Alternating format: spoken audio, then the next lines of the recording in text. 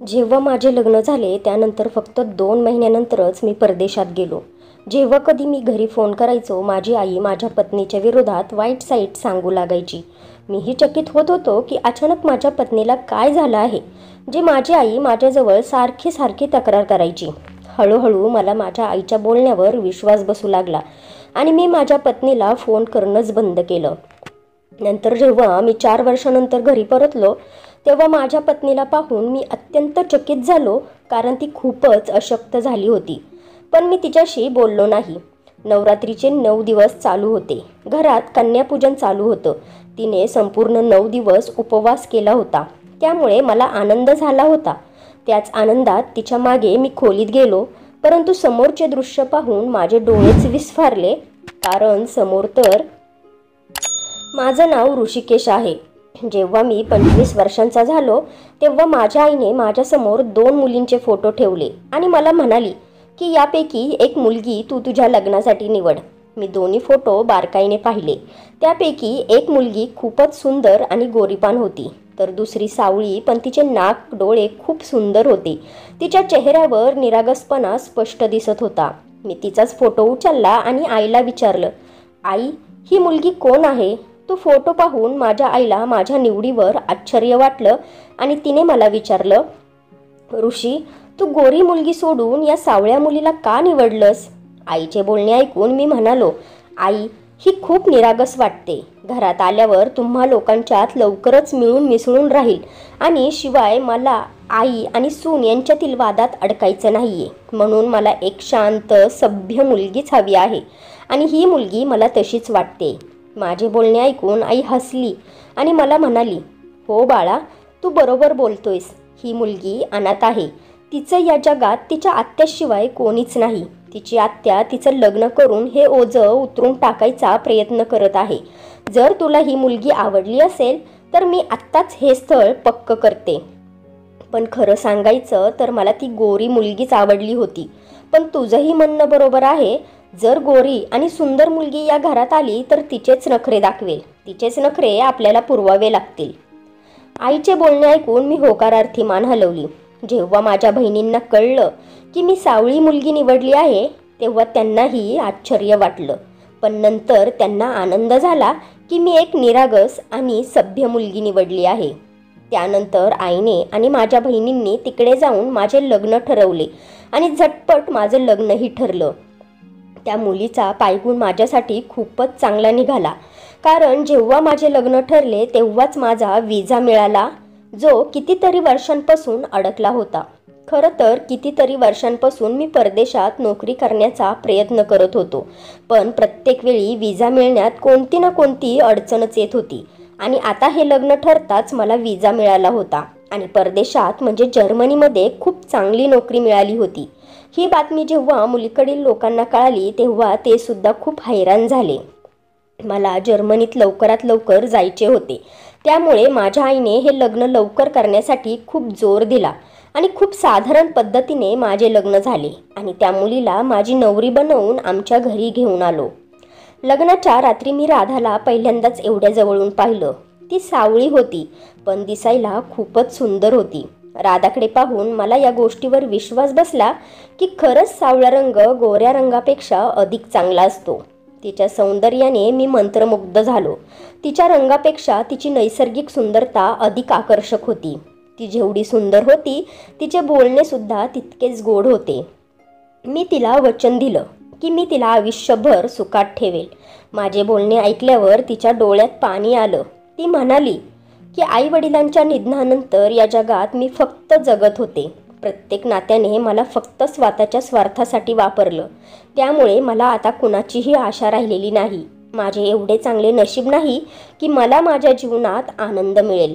देवाने माझ्या नशिबात फक्त परीक्षाच लिहिल्या आहेत. तिचे बोलणे ऐकून मी तिला वचन दिले की मी तिला आयुष्यात कधीही दुःख देणार नाही. माझ्या या शब्दांवर तिला विश्वास बसला. नाहीतर तिने जीवनात चांगल्या गोष्टींची आशा सोडून दिली होती. तिने तिच्या आत्याच्या घरी एक मोलकरीणसारखं आयुष्य जगलं होतं. सासरी येतानाही तिला हा विश्वास होता की कोणीही हुंड्याशिवाय मुलगी मनापासून स्वीकारतच नाही. पण माझ्या शब्दांवर तिचा पूर्ण विश्वास बसला. मग तिने माझ्या दोन्ही हाताचे चुंबन घेतले आणि मला डोळ्यात पाहून प्रेमाचे आश्वासन दिले. लग्नाची पहिली रात्र खूपच सुंदर गेली होती आणि त्यानंतरच्या काही दिवसात आम्ही एकमेकांच्या सोबत खूप सुंदर क्षण घालवले होते. राधा माझ्याबरोबर खूप आनंदात होती आणि तिने आपल्या मनात दाबून ठेवलेल्या सर्व गोष्टी मला सांगायला सुरुवात केली होती. अशा अनेक इच्छा तिने मला सांगितल्या ज्याबद्दल तिला आनंद वाटत होता. मीही तिच्या प्रत्येक गोष्टीला लक्ष देऊन ऐकत असे. राधा खूप चांगली आणि समजूतदार मुलगी होती. ती नेहमी प्रेमाने वागायची. माझ्या कोणत्याच गोष्टीचा राग करत नसे. पाहता पाहता 1 महिना उलटला आणि माझ्या जर्मनीला जाण्याची वेळ येऊन ठेपली. मी त्या दिवसाची खूप उत्सुकतेने वाट पाहत होतो, पण आता जाण्याचे मन होत नव्हते. राधाचा हात धरून मी खूप उदास होतो, कारण मला तिला सोडून जाण्याचे मनच करत नव्हते. पण माझ्याबरोबरच घरच्यांचे भविष्यसुद्धा जोडलेले होते. एका बहिणीचं लग्न करायचं होतं आणि मोठ्या बहिणीचे लग्न झाले होते. एका भावाला सेट करायचं होतं आणि महत्त्वाचं म्हणजे घरही बांधायचं होतं. माझी इच्छा नव्हती की मी ज्या प्रकारे लहानापासून त्रासात जीवन जगलो होतो त्याच प्रकारे माझ्या मुलांनी सुद्धा जगावे. म्हणून मी ठरवलं होतं की जर्मनीमधील कमाईने इथे काही व्यवसाय सुरू करेन आणि मग परत येईन. हेच वचन मी राधाला दिलं होतं की मी फक्त 4-5 वर्षानंतर परत येईन आणि मग तुला कधीही सोडून जाणार नाही. या वचनावर विश्वास ठेवून राधाने विमानतळावर डोळे भरून मला निरोप दिला होता. जर्मनीला आल्यावर मला 1 आठवडा झाला होता, पण मी घरी फोन करू शकलो नव्हतो. फक्त फोन करून पोहोचल्याची बातमी दिली होती. 1 आठवड्यानंतर जेव्हा मी पूर्ण सेट झालो, घराचीही सोय झाली आणि नोकरी सुरू झाली, तेव्हा मी घरी फोन केला. मी मनात विचार करून ठेवला होता की फोनवर मी राधासोबत तासनतास बोलेन. तिला सांगेन की तिच्याशिवाय मी किती एकटा पडलोय, तिच्यावर खूप प्रेम करेल. पण फोनच्या दुसऱ्या बाजूला आईच्या रडण्याने मी अस्वस्थ झालो. काहीतरी होतं. काही क्षणांच्या गप्पानंतर आईने राधाबद्दल असं काही सांगितलं की ते ऐकून मी हक्काबक्का झालो. आई म्हणाली की तू गेल्यावर तुझ्या बायकोला पंख फुटलेत. ती आता आम्हाला ऐकवायला लागली. तुझ्या बहिणीला कामं करायला लावते आणि मग आम्हाला टोमणे देते की आम्ही तिच्या नवऱ्याची कमाई खातो. ऋषी, तू आमच्यावर दया कर. आजच राधाचं बँक खातं उघड आणि तिलाच पैसे पाठव. जर तुझ्या बहिणीला आणि भावाला पैसे हवे असतील तर राधाकडून मागून घेतील. आता मी हे घर सुद्धा तिच्याकडे सोपवणार आहे. माझं म्हातारीचं काय? मी एका कोपऱ्यात पडून राहील. मला पैशांची काय गरज आहे ना? मी फक्त देवाची पूजा पाठ करेल आणि देवाजवळ तुझ्यासाठी प्रार्थना करत राहील. हे घर तर आता तुझ्या बायकोचं आहे, कारण तू कमावतोस ना. आम्ही तर सगळे तिचे गुलाम झालोय बघ. आपले अश्रू पुसत आईने मला हे सगळं सांगितलं होतं आणि ते ऐकून मी रागाने लालबुंद झालो होतो आणि आईला रागात म्हणालो, आई, राधाचं बँक खातं कधीच उघडू नकोस. तू घरातील मोठी व्यक्ती आहेस. मी पैसे तुझ्या हातात देईन, मग तुला हवे तसे तुझ्या इच्छेप्रमाणे खर्च कर. घराची सूत्रे तूच सांभाळ. राधाला अजून समज नाहीये. घर संसार तिला जास्त माहिती नाही. जर तू घर चालवशील तर मला काळजी राहणार नाही.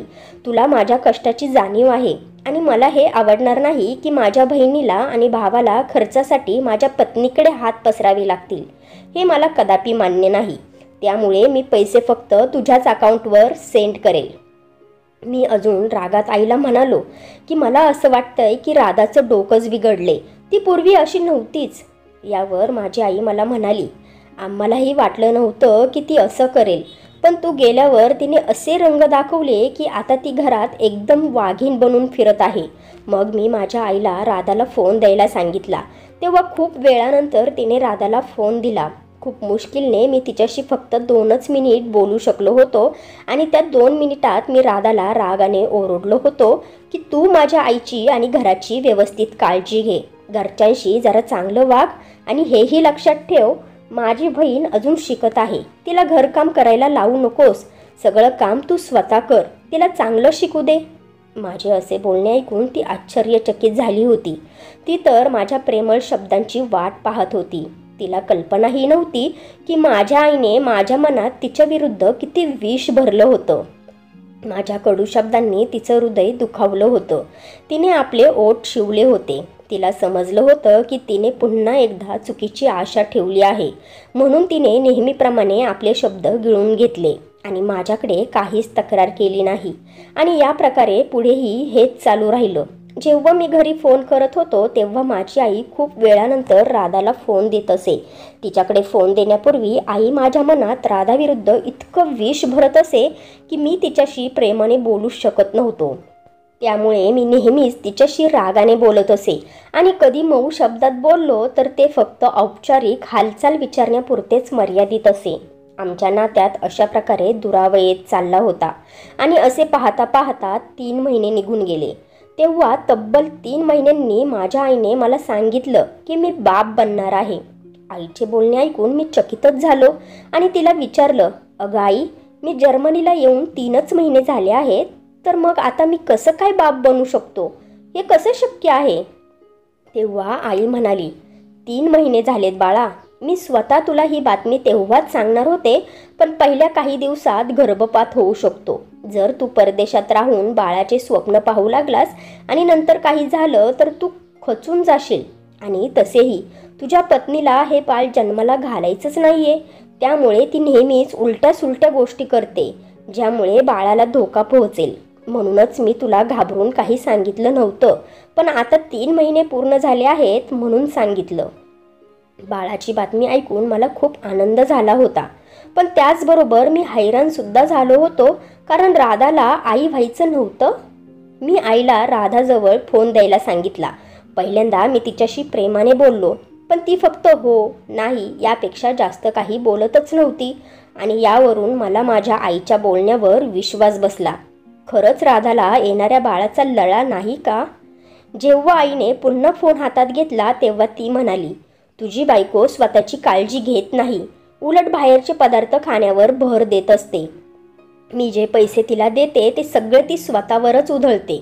मी तिला कितीतरी वेळा सांगितलं की अशा गोष्टी खाऊ नकोस ज्यामुळे बाळाला धोका होईल, पण ती ऐकतच नाही. आता तूच तिला समजाव बाबा. मग आईने पुन्हा राधाला फोन दिला तेव्हा मी यावेळेस तिच्याशी खूप रागाने बोललो.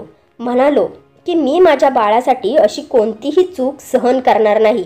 माझ्या बाळाला काहीच व्हायला नाही पाहिजे, त्यामुळे माझी आई जे खायला देईल तेच खा, बाहेरचे पदार्थ खाऊ नकोस. माझ्या बोलण्यावर राधाने फक्त ठीक आहे असं उत्तर दिलं आणि फोन बंद केला. काही अश्रू होते जे तिने गिळून टाकले होते. इच्छा असूनही ती मला काहीच सांगू शकली नाही. आयुष्यभराच्या संकटांनी ती त्रस्तच झाली होती. मग पाहता पाहता अनेक महिने निघून गेले आणि 9 महिन्यानंतर मला बाप झाल्याची आनंदाची बातमी मिळाली. मी इथे जर्मनीला येऊन 9 महिने पूर्ण झाले होते. लग्नानंतर 2 महिन्यांनी मी जर्मनीला आलो होतो.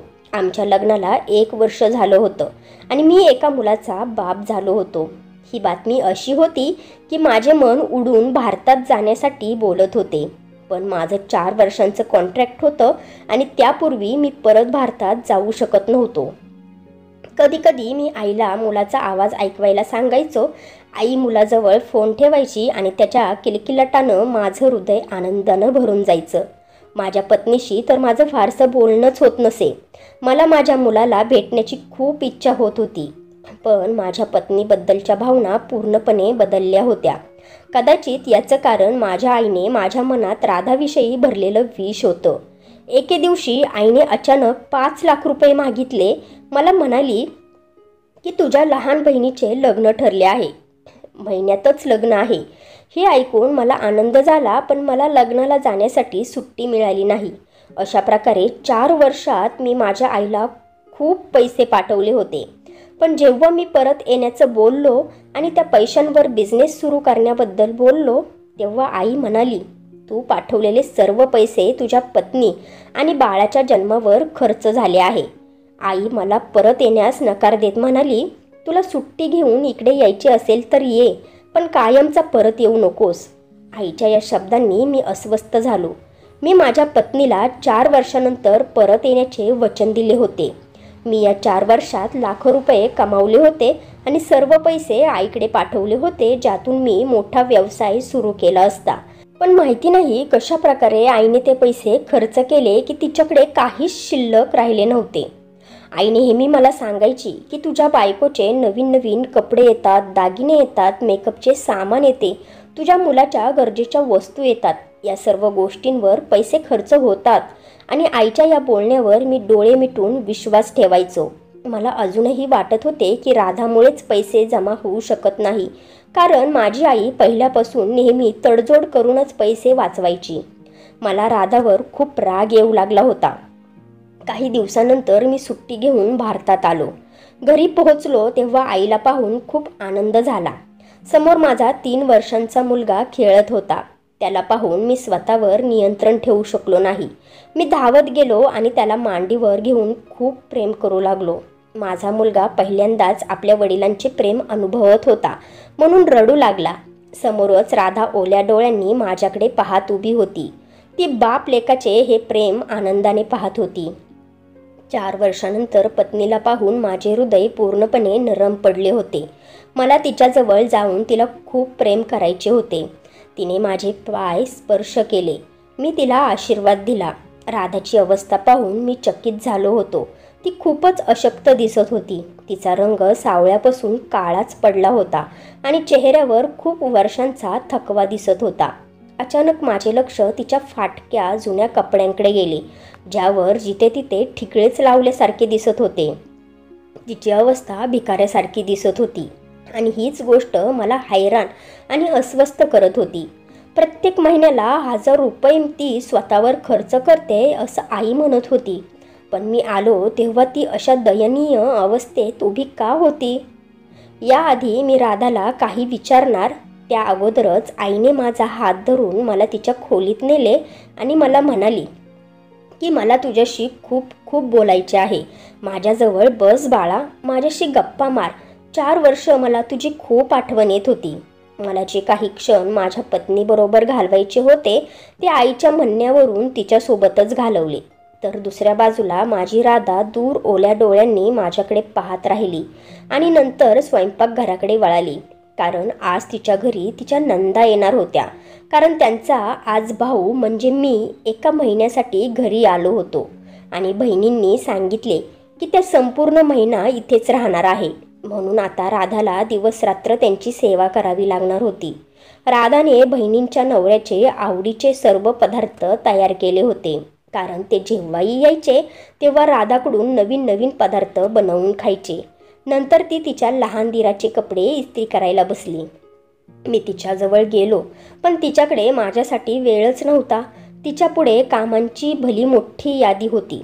मी तिच्याशी बोलण्यासाठी दुसरी संधी शोधणार त्या अगोदरच माझ्या बहिणी घरी आल्या. मुलांच्या आरडाओरडीत मस्तीत मला माझ्या पत्नीला वेळ देण्याची संधीच मिळाली नाही. रात्री जेवणाच्या वेळी सर्व डायनिंग टेबलवर जमले होते, पण राधा कुठेच दिसत नव्हती. तिची खुर्चीही नव्हती. मी राधाला हाक मारली तेव्हा आईने मला थांबवले आणि म्हटले, राहू देत, ती चपात्या करत आहे. गरम गरम चपात्या खाण्याची सर्वांना सवय लागली आहे. थंड चपाती इथे कोणीही खात नाही. आईचे हे शब्द ऐकून मी शांत बसलो आणि खूप उदास झालो.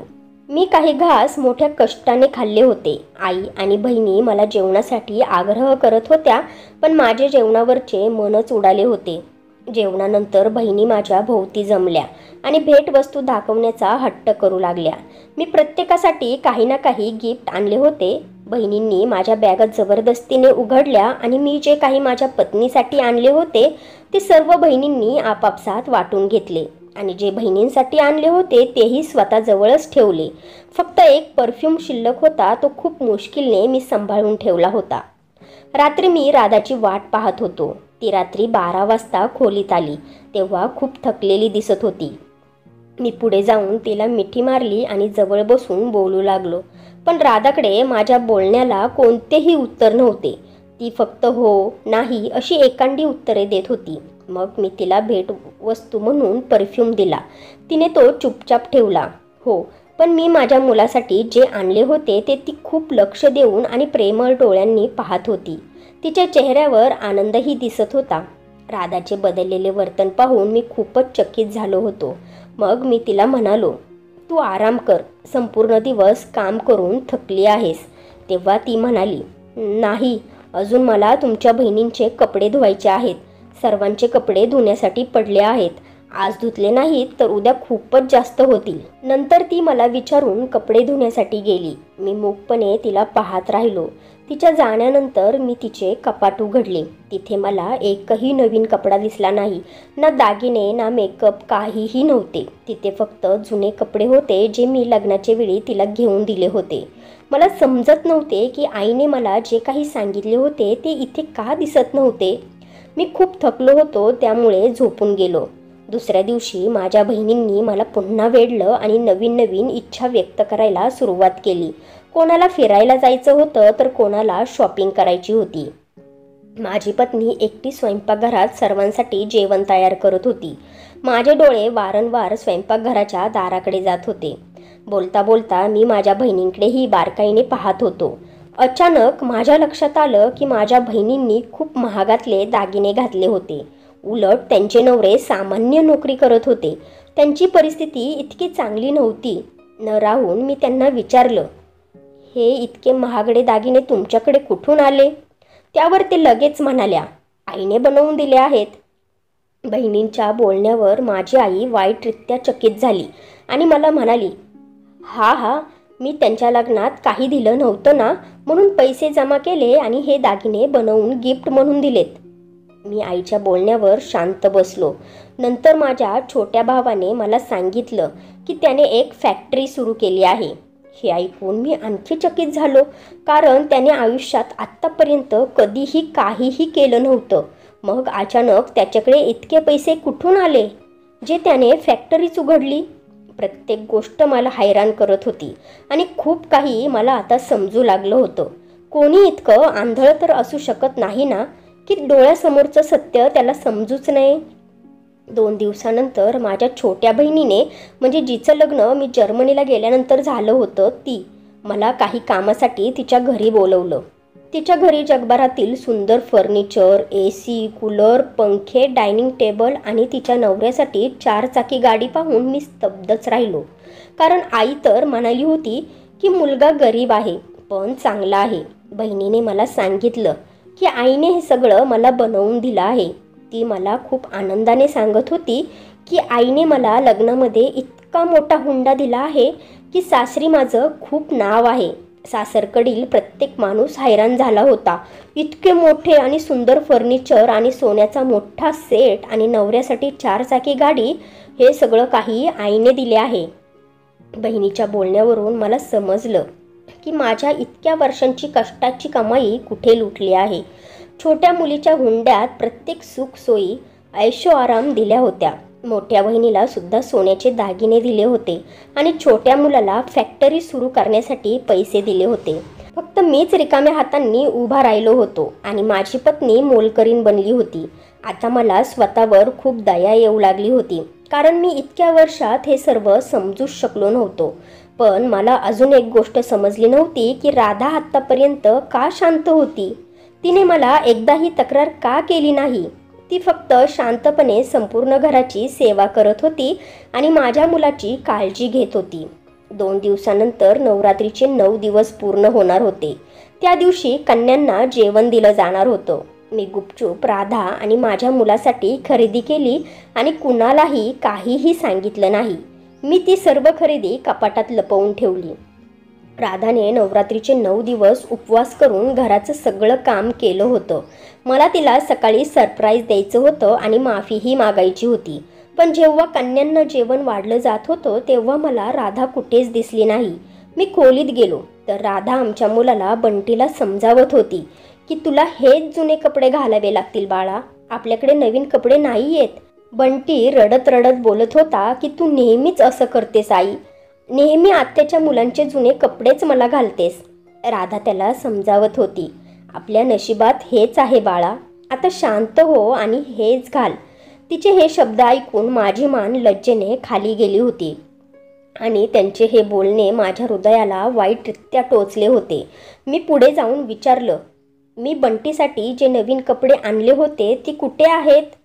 तेव्हा राधा म्हणाली, ते सगळे कपडे मोठी दिदी आणि छोटी दिदी यांनी आपापसात वाटून घेतले आहेत आणि त्यांनी आपल्या मुलांचे जुने कपडे बंटीला दिले आहेत. राधाचे बोलणे ऐकून मला खूप राग आला. मी राधाला म्हटलं, मला माफ कर राधा, हा शेवटचा नवरात्रीचा दिवस या घरात घालव. त्यानंतर आपण इथे राहणार नाही. तू आणि बंटी माझ्याबरोबर जर्मनीला येणार आहात. मी आता माझ्या मुलाला आणि तुला इथे सोडू शकत नाही. मी तुझ्या आणि मुलाच्या पासपोर्टसाठी सर्व व्यवस्था केली आहे. तिथे मी लवकरच नवीन घराची सोय करेल. मग मी कपाटातून त्यांच्यासाठी आणलेले नवीन कपडे काढले आणि त्यांना दिले. ते कपडे पाहून बंटी खूपच आनंदित झाला, तर राधाच्या डोळ्यातून अश्रू वाहू लागले. ती मला म्हणाली, आईला माझं सजणं सवरून राहणं अजिबात आवडत नव्हतं, म्हणून तुम्ही गेल्यापासून मी नवीन कपडेच घातले नाहीत. यावर मी तिला म्हटलं, तू माझ्यासाठी खूप अमूल्य आहेस राधा. मी खूप भाग्यवान आहे की मला तुझ्यासारखी पत्नी आणि जीवनसाथी मिळाली. आजपासून आई काहीही बोलणार नाही. तू तयार हो. राधा म्हणाली की इतर सर्वांप्रमाणे तुम्ही सुद्धा माझा विश्वास तोडला होता, म्हणून मी तुमच्याकडे कधीच तक्रार केली नाही. तिचे बोलणे ऐकून मला खूप वाईट वाटले होते. त्यानंतर नवरात्रीचा शेवटचा दिवस संपल्यावर मी माझ्या पत्नीसह त्या घरातून कायमचा बाहेर पडलो. मी माझ्या पत्नी आणि मुलाला घेऊन जर्मनीला घेऊन परत आलो. आज 1 वर्ष उलटून गेलं होतं. मी माझ्या आईचा एकदाही फोन उचलत नव्हतो. मी तिच्यावर खूप रागावलो होतो. तिने माझ्या कमावलेल्या पैशांनी इतर सर्व मुलांना सांभाळलं, फक्त माझ्या पत्नी आणि मुलाला वगळून. आईने मला अनेक वेळा फोन केले होते, पण मी एकही उचलला नव्हता. मग माझ्या पत्नीनेच मला समजावलं की तुम्ही तुमच्या आईबरोबर असं वागू शकत नाही. कदाचित त्यांना काहीतरी अडचण असेल. किमान फोन उचलून त्यांच्या तब्येतीची हालचाल तरी विचारा. माझ्या पत्नीने इतकं सगळं सहन केलं होतं, पण तिने कधीही आईविरुद्ध द्वेष भावना ठेवली नव्हती. मग मी आईला पुन्हा फोन केला. तेव्हा आई रडू लागली आणि म्हणाली, तुझ्या छोट्या भावाने लव्ह मॅरेज केले आहे आणि त्या लग्नानंतर माझ्याबरोबर एक दिवसही राहिला नाही. तो आता स्वतंत्रपणे राहतो. मी खूप मोठी चुकी केली ऋषी. मी तुझे कमावलेले सर्व पैसे तुझ्या बहिणी भावावर उधळले, पण आता तो लग्न करून वेगळा राहू लागला आहे. त्याची पत्नी इतकी तिखट स्वभावाची आहे की आमच्याशी बोलायलाही तयार नाही. ती आम्हाला घावंडळ समजते. तुझ्या बहिणी आता आपापल्या सासरी आहेत. आता मी खूप त्रासात आहे बाळा. मला एकटीला स्वयंपाकच करता येत नाही. तुझ्या बहिणींना बोलवते तेव्हा त्या वेळ नाही म्हणतात. आता तूच सांग, मी काय करू बाळा. माझ्या आईचे हे बोलणे ऐकून मला ते दिवस आठवले जेव्हा माझ्या पत्नीवर त्यांनी इतके अत्याचार केले होते आणि ती मात्र मुकाट्याने सहन करत होती. मला कधीही तक्रार केली नाही.